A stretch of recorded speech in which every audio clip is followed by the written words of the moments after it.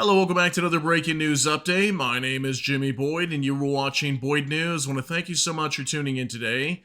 I'm back with another update coming out from the war between Russia and Ukraine, and I have a ton of news coming out over the last 24 hours that I want to update you on. So, last night has to be arguably one of the largest attacks on Russia to date.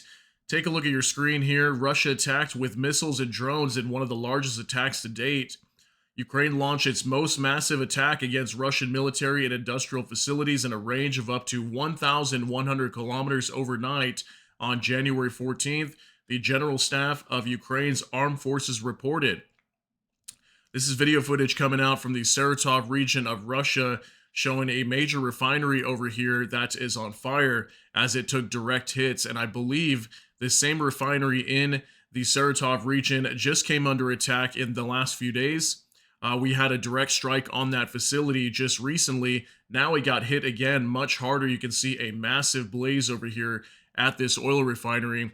So many targets were hit last night. We have tons of videos to go over. We had factories that produce weapons, components, and substances.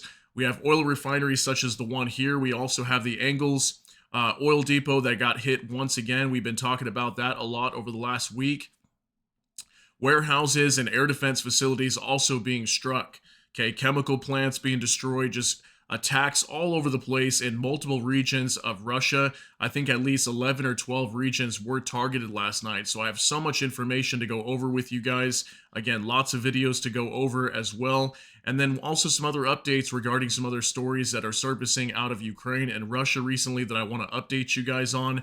So let's go ahead and hop into all this news here. We're not going to have a mainstream news article to go over today. Thankfully, we've been able to find some good X posts recently over the last few days that give us lots of information where sometimes we don't need any mainstream news articles. So go ahead and take a look at this from Anton Gerashenko. Russian Telegram channels report drone attacks on 12 regions of Russia last night with about 200 drones.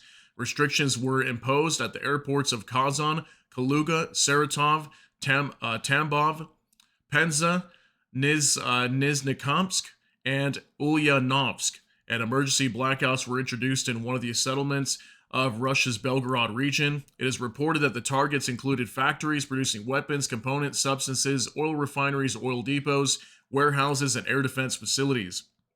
So from what I understand here, when it's talking about air defense facilities, I believe there was several air defense systems that were destroyed last night, and these were actual air defense facilities located inside of Russia. I know for sure there was one inside of the Tula region last night, which also came under attack. This is close to Moscow. And I believe there was an air defense facility over there, and it could have been the target. And I do have some videos of drones being taken down in the skies over Tula. And it says here what was hit. Engels. Drones continue to attack Engels, Saratov region, where only yesterday they managed to extinguish an oil depot after 5 days of fire. Now, according to Russian Telegram channels, citing eyewitnesses, the oil depot is burning again. The governor of Saratov region, Roman Busargin, confirmed the attack. He said that as a result of the drone attack, there is damage to 2 industrial enterprises in Saratov and Engels. Okay, so just real quick regarding Engels. So just a week ago, we reported that the Commandant Kristall oil depot was struck with drones, and it was burning for like 4 or 5 days, I think even 6 days at some point. This same governor, Roman Busargin, he came out just yesterday, the day before, stating that this fire reportedly had been extinguished, but there was video footage coming out showing that it was still on fire. And wouldn't surprise me that it was burning all the way up to the point where it got struck again last night. And I've got video footage of that thing back up in flames once again. Okay, so at some point, this whole facility most likely is going to be destroyed if it already hasn't been a good majority of it right now. Okay, and also in Engels, we had reports that the Engels 2 Air Base also reportedly being attacked with drones, but unfortunately I don't have any information or videos if there was any confirmation of direct hits on any of the bomber fleet that's located there from Russia, but it was reportedly attacked last night. Okay, also in Saratov, an oil refinery may have been hit. Locals posted a video on social media showing a fire at the industrial facility. That's the video that I had for you guys on the waiting screen when you came in. Kazan. In Kazan, locals reported a large fire near the Kazan Orgzintez, that's kind of hard to say, plant. The company is Russia's only producer of polycarbonates, Seveline, metallocene, polyethylene high-strength plastics, as well as one of the country's largest producers of high and low-density polyethylenes. Polythylenes, excuse me, not polyethylenes, polythylenes. My mistake. The plant also produces components for explosives used in production of ammunition. Okay, so we can see why this Orgsynthes plant would have been targeted in the Kazan region. I do have video footage coming out from there. Also from Bryansk, Russians complained about the missile attack on Bryansk. According to sources, something was indeed exploding again at the Kremny plant. Locals counted at least 30 explosions and said that a chemical plant in the village of Seltso was also attacked in the Bryansk region. Okay, so regarding the Bryansk region, we reportedly have information that ATACMS was being used in that area, maybe even HIMARS. There was also reports last night that Storm Shadow missiles were targeting inside Russia, but I don't know exactly where. It could have been Bryansk as well, because we have videos of multiple strikes of missiles going into the Bryansk region. So lots of attacks on plants inside of Bryansk region. Also says here other regions, explosions and air defense work were reported in Tula region. Allegedly 16 drones were destroyed over Alexin. Drones were also attacked Russia's oil region, according to the head of the region. 17 drones were allegedly shot down over the region. The Russians also claimed that Tatarstan drones also tried to attack an oil industry enterprise in Almetyevsk. Locals residents report 2 explosions over the city. So, I mean, look at this, guys. So much information today, just attacks all over the place inside of Russia. So much information, can't even keep up with all this. So there's lots of videos here, but I have several of these videos that I can show you guys on other posts that we're going to jump into. So we're going to move on over to Max 24 now, and it says more details as a result of joint special operation by SBU and AFU. The following were hit. Alexinsky chemical plant in the Tula region, that appears to be one of the major targets in Tula. And again, I do have video footage coming out from there. Ammunition warehouses, FAB and CAB, and cruise missiles being targeted at Engels airfield, Saratov region. Okay, so Engels airfield, again, as I told you guys, did come under attack. So it looks like ammunition warehouses were the target there. Then we have this information that we already know about, the Saratov oil refinery and Bryansk chemical plant. Okay, so I just wanted to show you guys this information right here, as this was not listed on the other post from Anton Gerashenko. So also from War Translated Dmitry, Russian map shows all regions affected by Ukrainian drone sanctions since last night, with numbers indicating drones that were shot down. Okay, take a look at this map, guys. So many regions being attacked last night. Rostov region, they're reporting 14 drones had been shot down, and it says we're known the number of downed UAVs is given. Voronezh region came under attack. Belgorod region, not too much video footage coming out from these areas. I think there was a few videos of Voronezh last night, but nothing really significant from what I understand being targeted. We have the Saratov region where the Engels airfield and also the oil depot, the Commandant Kristov oil depot being attacked there. Tatarstan over here with that chemical plant.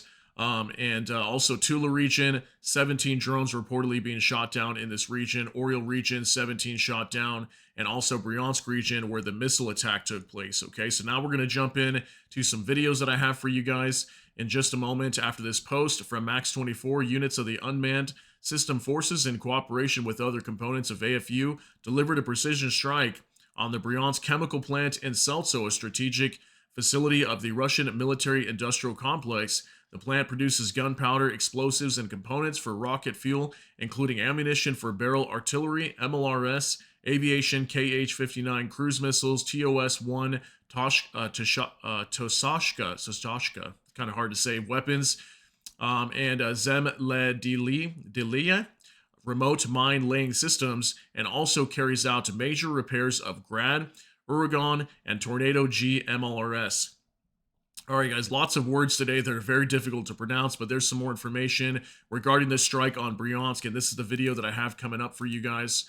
And from Anton Gerashenko now, Ukrainian unmanned system forces confirmed the strike on Bryansk chemical plant in Seltso, Russia, a strategic object of Russian military production complex. First, drones distracted Russian air defense, which opened the way for a missile strike. Then, long-distance drones destroyed more of the plant's infrastructure.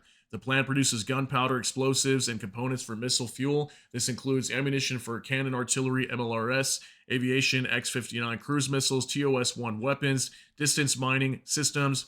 The plant repairs different Russian MLR systems. The strike was carried out in cooperation between unmanned systems forces, defense intelligence, special operations forces, security service, and other divisions of Ukraine's defense forces. Glory. So lots of information there on this strike in the Bryansk region. So go ahead and take a look at this video, guys. Absolutely action-packed with lots of missiles incoming. Take a look at this. Ебать, прилет нахуй.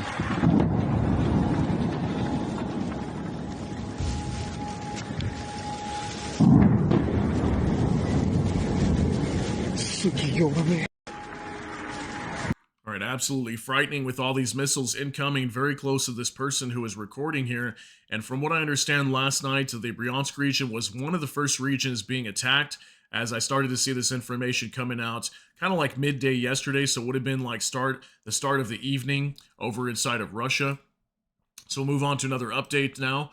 We've got more video footage here from Ukraine front line. The Russians are amazed by the power of the Ukrainian missile strike on Bryansk right now. So we've got another 43-second clip of somebody who's a little bit further away as they were hearing all these massive explosions over in the Bryansk region. Take a look at this.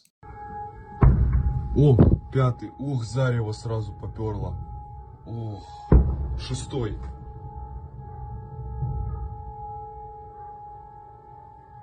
Ой-ой-ой. Седьмой, восьмой, девятый. Ух ты! Не знаю, прям зарево. Нет. Уже 10 штук, 11, 12, 13, 14.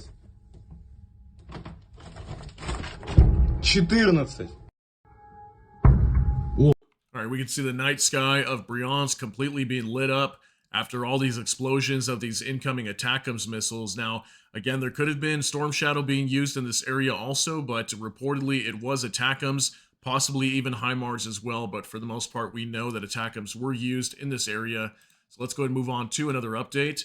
From Jay and Kiev, military production facilities in Russia's Bryansk region aren't doing so well tonight after a barrage of ATACMS loaded with cluster munitions. So this video actually shows a fire of potentially the facility that was struck in the Bryansk region with the ATACMS missiles. Take a look at this. Да.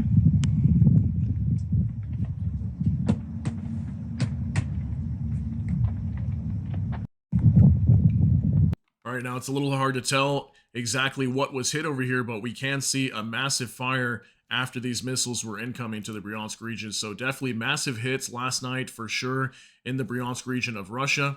So moving on to another update from Igor Sushko. Russia liquefied gas depot struck by Ukrainian drones at the Orgsyntez chemicals plant in Kazan, 1,200 kilometers from Ukraine. Okay, so very far away, guys.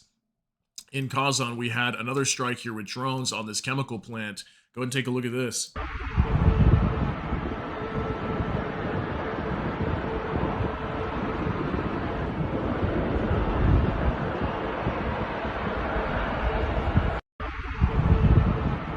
All right, massive fire over here also. This almost kind of looks like an oil depot that was struck, but reportedly this is a chemical plant that was destroyed in the Kazan region.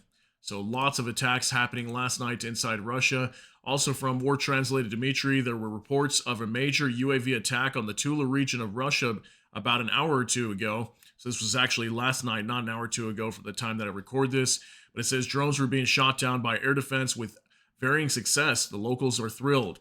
Okay, so there definitely was a Panzer S-1 air defense system located inside of Tula. I forget which city it was, but it for sure was taking down incoming drones, and we've got video footage of that today. Take a look at this. Беспилотник летит.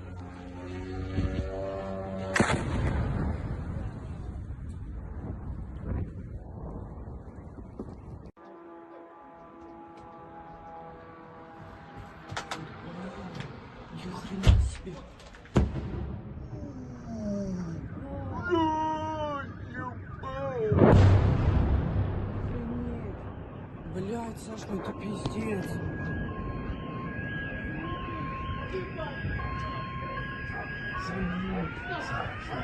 Это горько. Это горько. Прилетело.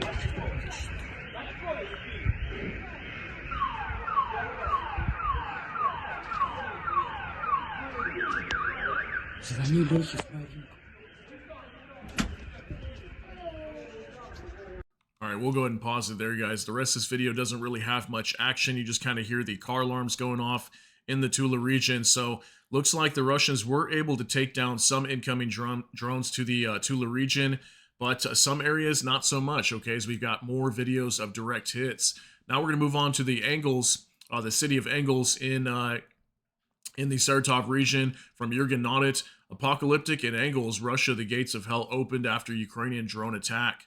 So this video unfortunately has music, so I can't play the sound, but we can see in the distance over here what appears to be the Combinat Crystal oil depot once again on fire over here, okay? And reportedly it was hit by multiple drones again.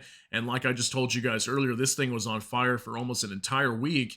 And if the flames were put out, they were literally just put out in the last day or so. But we did have video footage recently showing it still on fire for the most part, and got hit again, okay? So it's back on fire once again, and this is a very important oil depot for Russia's bomber fleet at the Engels 2 air base, also located in the same city in the Saratov region, okay? So pretty crazy, got hit once again.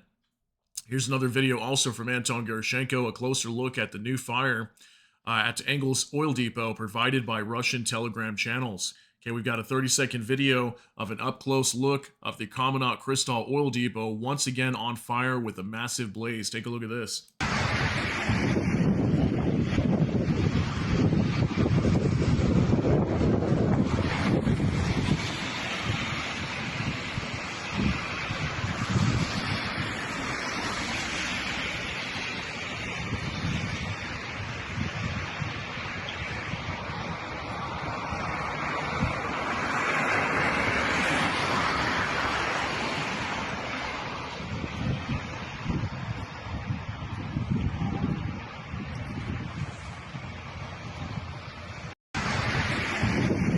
Alright, the beginning of this video looks like it got hit even harder than the first time. We can see what looks like two massive flames here, okay? So probably multiple oil tanks being struck again. And literally this entire region just came out of a state of emergency, as the last time the smoke was filling the air so heavily, many people were complaining they couldn't breathe. Now it looks like the city of Engels is going to be back at it once again, and it's going to be difficult for the citizens to breathe over here, as a lot of this smoke is going to continue to fill the skies even further than what happened just over the last week. So pretty insane news, guys. Also from Rockefeller, NAFO Raccoon. 30 years from now, people will ask what made Russia collapse. A standard response will be debris. Saratov oil refinery after the night attacks. Okay, so this is the same video that I had for you guys on the waiting screen, but we'll pull it up full screen with sound of the Saratov oil refinery, also struck by drones last night from Ukraine. Take a look at this. Саратовский нефтеперерабатывающий завод после атаки дронов 14 января 2025 года.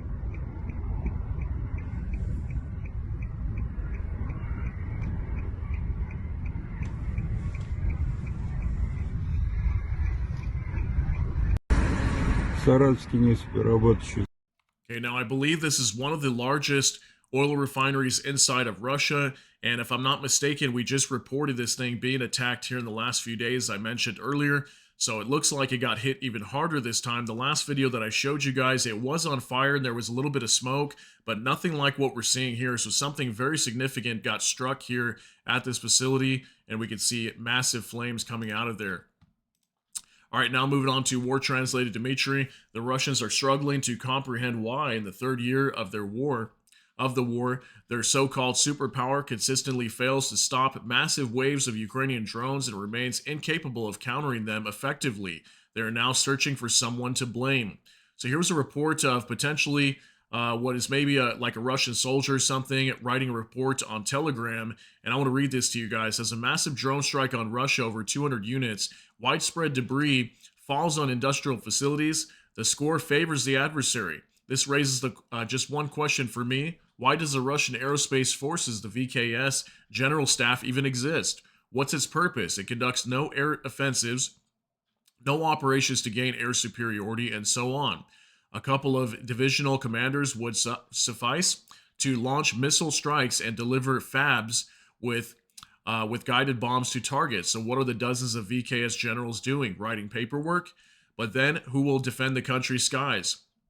We have the largest number of anti-aircraft missile systems in the world, the third largest fighter force globally, a whole fleet of AWACS aircraft, dozens of radars, and yet we face daily breakthroughs as strikes by slow-moving Ukrainian UAVs on our facilities. This clearly shows that the VKS orchestra, to put it mildly, is in disarray, a cacophony. The third year of the war is nearing its end, and there are very specific questions for the VKS generals. Where are the radar networks capable of detecting enemy air threats at extremely low altitudes? Where is the air defense fighter aviation specialized in intercepting such targets? What about air defense helicopters, light air defense fighters, or radar-equipped aerostats? Where are the rapid-fire anti-aircraft gun modules capable of automatically detecting and engaging targets? Where is the unified air defense system for the country? Who is responsible for the aerial protection of our cities? Where is the organization of a localized air defense system, e.g., creating a dedicated department within the Air Defense Command or establishing such a department in another security agency like the Ministry of Emergency Situations or the National Guard? Who is personally responsible for the country's air defense? I've said it before and will say it again. We're incredibly lucky that our air defense system is being stress tested by the outdated and war-weary Ukrainian Air Force. If NATO's aviation group were in place, the outcome would be devastating. So clearly, this man appears to be very worried about the air protection in the skies over Russia, as just simple drones. Lots of posts that we've been sharing with you guys on X talk about the fact that these slow flying drones just coming into Russia, just they show up unabated. Okay, they don't get taken down. So where's the Russian air defenses? And if Russia has all these amazing air defense systems like the S-300, S-400, whatever, why are they not taking down these incoming drones? And how do so many of these make it into the country? If there's only 50 to 100 coming into Russia, how are they not able to take these down? And then he notes here that if NATO's aviation group were in place, the outcome would be devastating, meaning that if NATO were involved, it'd be much worse than simply just Ukraine. Okay, so very crazy news, guys. Just wanted to share that story with you. Now, also from Max 24, Mark Rutte announced the launch of a new military activity by NATO to strengthen the protection of critical infrastructure. Baltic Sentry will enhance NATO's military presence in the Baltic Sea and improve allies' ability to respond to destabilizing acts. Okay, so I'm actually going to do a separate report on this later today.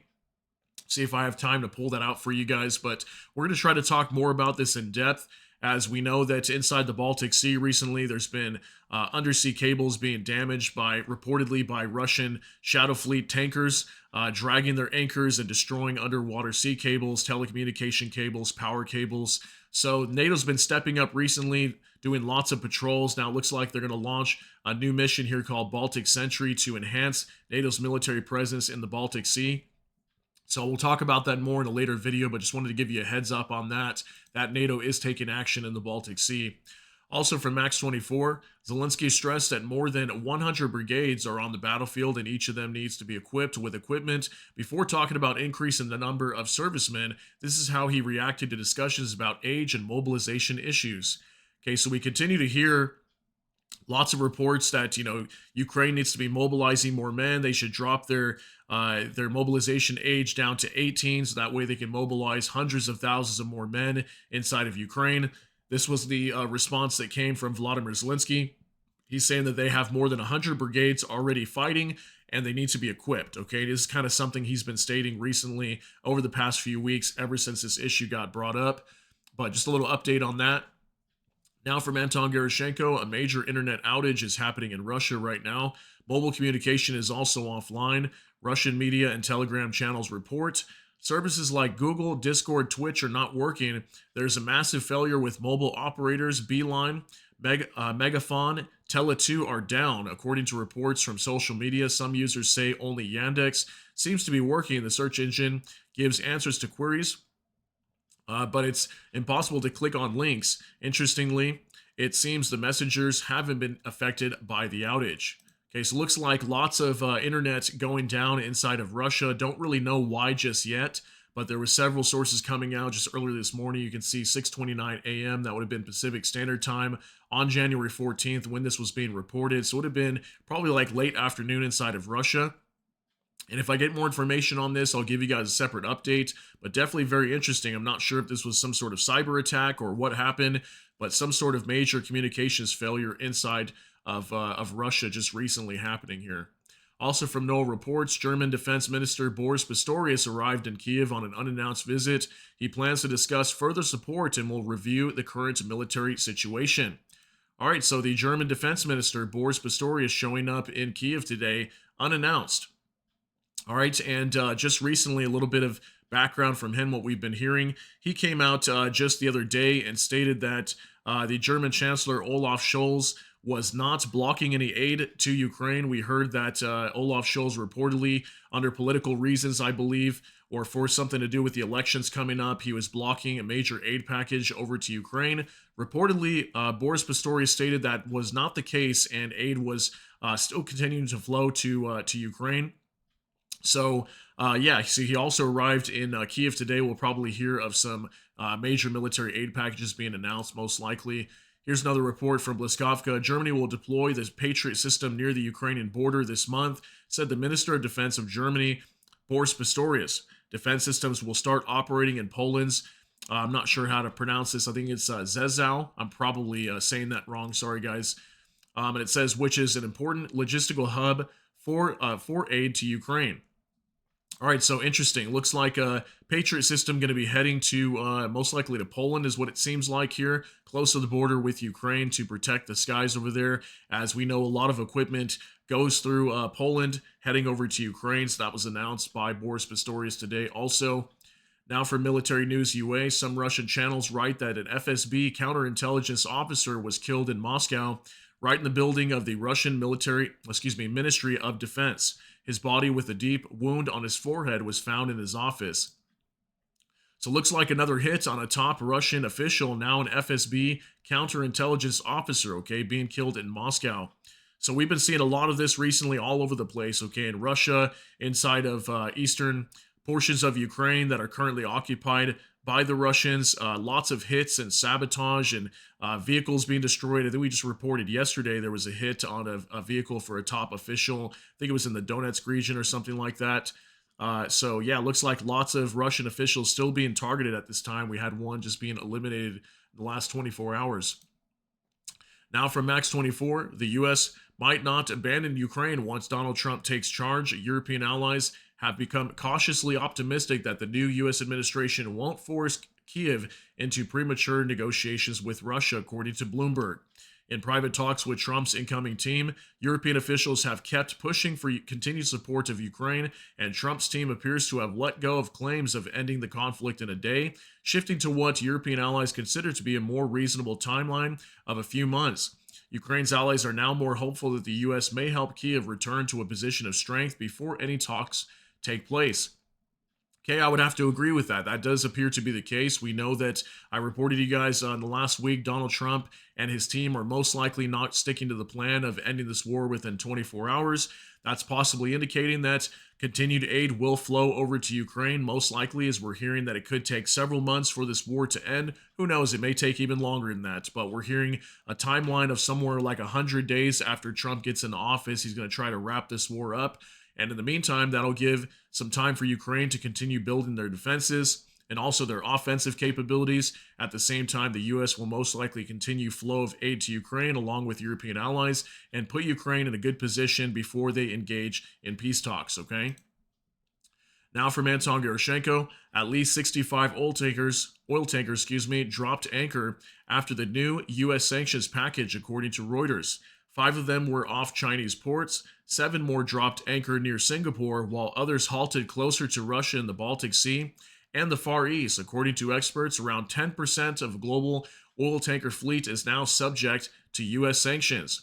Okay, even more of these oil tankers now dropping their anchors and holding their positions. They can't even offload the oil that they're supposed to be transporting to countries like China and India. We reported that yesterday or the day before, that major sanctions are forcing Russia to to be unable to deliver oil to countries like China and India. Okay, they're having to enforce these sanctions now, which is making it very difficult for Russia to transport their oil around the world.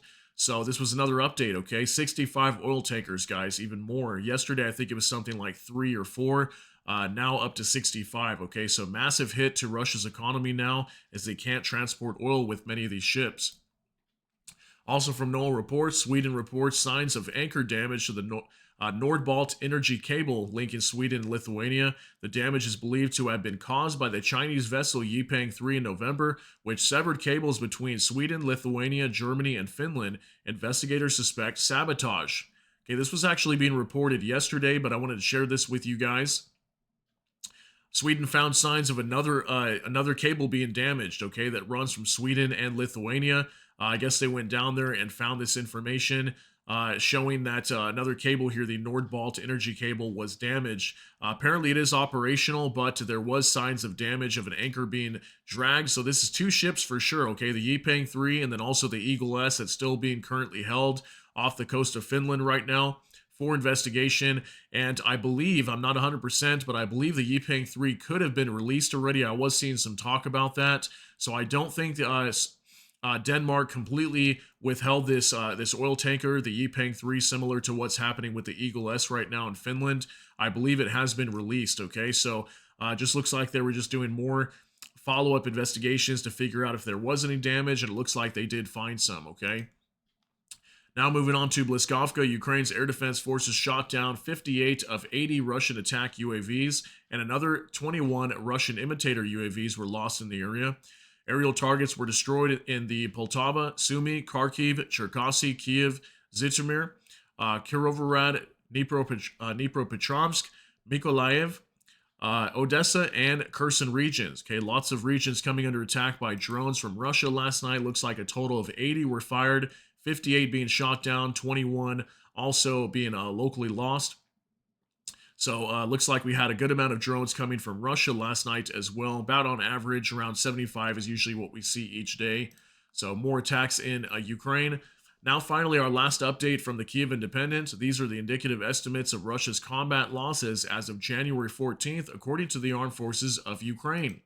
All right, and it says here Russia's losses as of January 14th, according to Ukrainian intelligence, 1,330 troops, 11 AFVs, 83 vehicles and fuel tanks, 3 tanks, 47 artillery systems, 72 UAVs, 1 MLRS, 1 special equipment. And it looks like that is it, guys. So these are the indicative losses, our estimates of losses from the Russian side, according to Ukrainian intelligence, over the last 24 hours on January 14th. Okay, so lots of information coming out today and heavy attacks to report in Russia. Now, unfortunately, this might not be all the data that is out there online. You can probably find more information of major attacks inside Russia, but as far as I know, these were all the major attacks that were being reported primarily on X over the last 24 hours. So I hope you guys got something out of all this information. If you did, please smash that like button. Also, if you enjoy my content, please consider subscribing down below. Hit the notification bell. That way YouTube can notify you. And with that, hope you all have a great day. Everybody take care and God bless, and we'll see you in the next one.